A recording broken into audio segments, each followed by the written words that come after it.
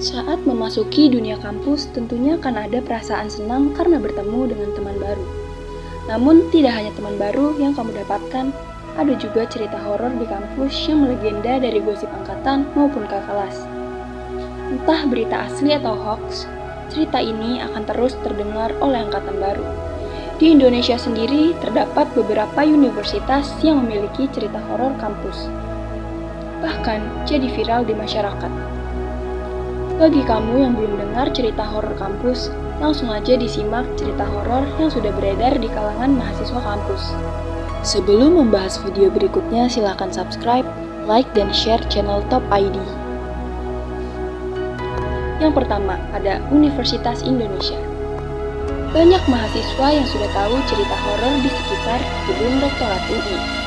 Konon, katanya terdapat arwah penasaran gadis yang gantung diri.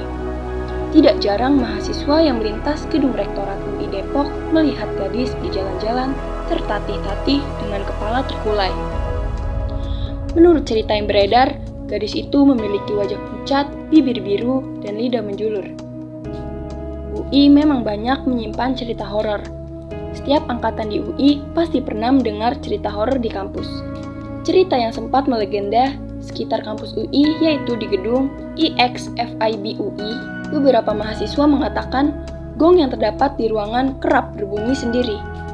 Bahkan ada mahasiswa UI yang menginap di ruangan tersebut pernah melihat seorang nenek menampakkan diri secara tiba-tiba. Yang kedua, ada Institut Teknologi Bandung atau ITB. Kamu yang kuliah di ITB pernah mendengar penampakan sosok perempuan berambut panjang yang berkeliaran di kawasan Taman Sari. Banyak mahasiswa ITB yang melewati daerah tersebut kerap kali melihat penampakannya sambil menatap orang yang lewat. Beberapa mahasiswa yang lewat juga menghiraukan penampakan tersebut. Tidak hanya cerita itu, ITB juga punya cerita horor lainnya yaitu pengalaman saat Fancy Night FSRD. Ceritanya begini, Fancy Night ini adalah sebuah pesta yang digelar di kampus. Biasanya sih semalam suntuk. Nah, dulunya Fancy Night ini digelar ala pesta topeng gitu. Tapi, karena ITB bukan hanya milik mahasiswa, banyak juga dedemit yang ikutan party.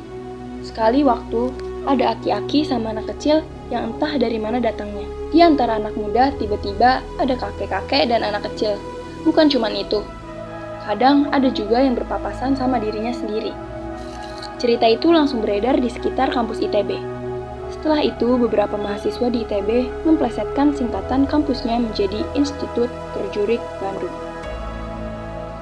Yang ketiga, ada Institut Pertanian Bogor. Berbeda dari kampus yang lainnya, mahasiswa IPB punya cerita yang menyeramkan. Cerita ini berada di sekitar asrama mahasiswa yang tinggal di Rusunawa, IPB. Tak jarang mahasiswa mengalami kejadian yang tidak diinginkan di sekitar asrama. Ceritanya bermula dari sekelompok anak main Uno sampai larut malam di sebuah kamar. Begitu asyiknya main sampai lupa waktu. Saat itu jendela sedang tidak ditutup. Tiba-tiba ada suara ketukan di jendela. Dek, jendelanya ditutup ya, sudah malam, lekas tidur. Karena masih sibuk main, mereka mengiyakan saja dan malah bilang terima kasih sama si bapak. Barulah beberapa saat kemudian, mereka menyadari gak mungkin ada seorang bapak yang bisa mengetuk jendela. Sebab mereka berada di lantai 5 yang ketinggiannya lebih dari 20 meter. Setelah sadar, mereka langsung ketakutan dan menceritakan pengalamannya kepada teman lain. Tak hanya itu, mahasiswi di IPB juga mengalami kejadian serupa, namun sedikit berbeda. Ceritanya seperti ini.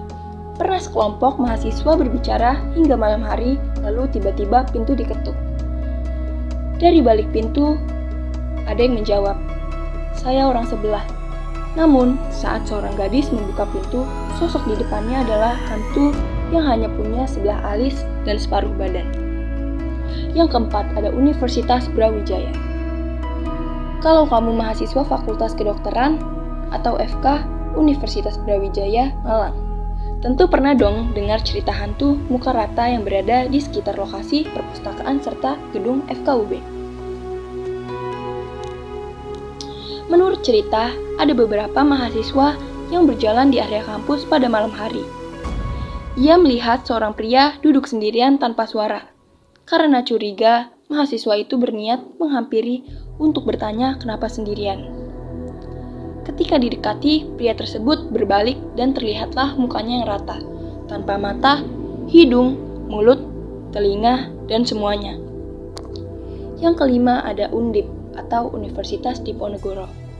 Mantan mahasiswa S2 Fakultas Hukum Undip atau Universitas Diponegoro di Semarang. Samuel pernah mendengar suara berisik di dinding triplek yang dicakar menggunakan kuku di sebuah ruangan gedung FH.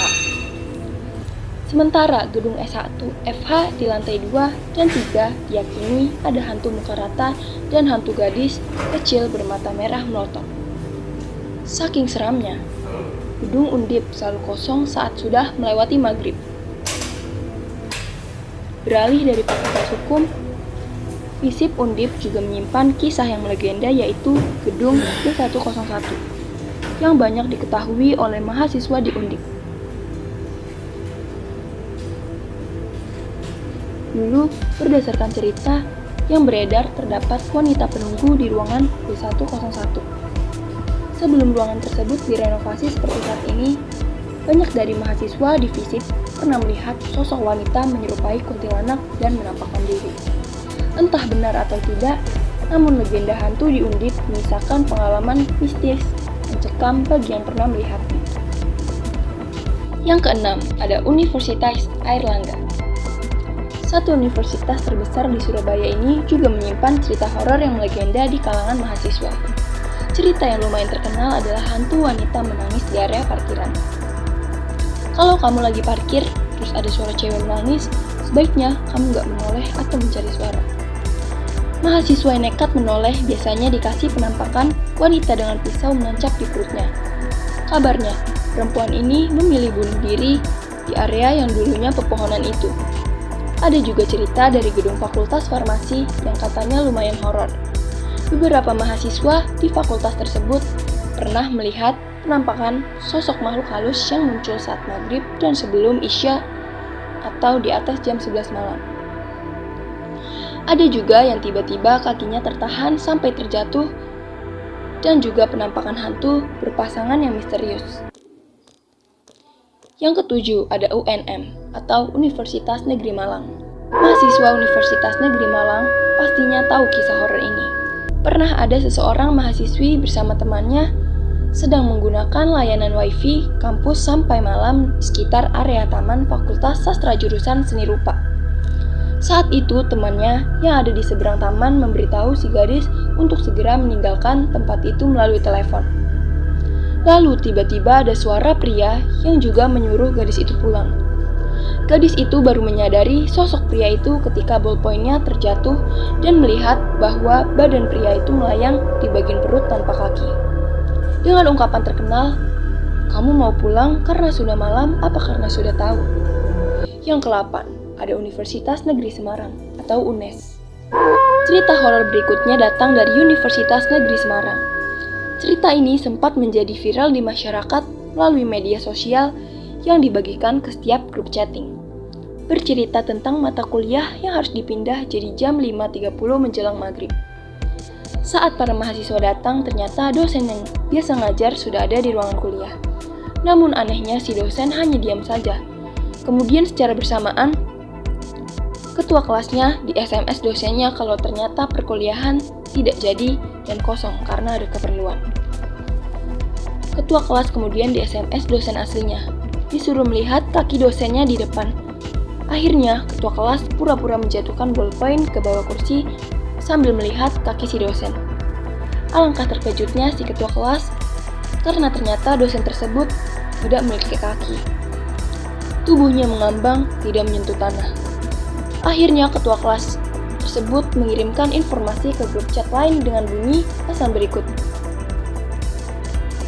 Sekarang tolong keluar satu persatu dari yang paling belakang dan tanpa teriakan.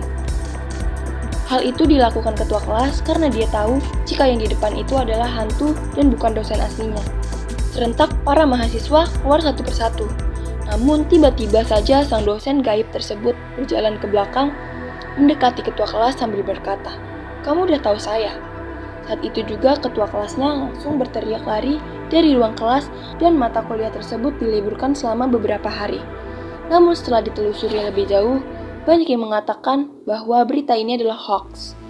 Berita ini memang cukup membuat para netizen yang membaca terkesima dengan alur ceritanya.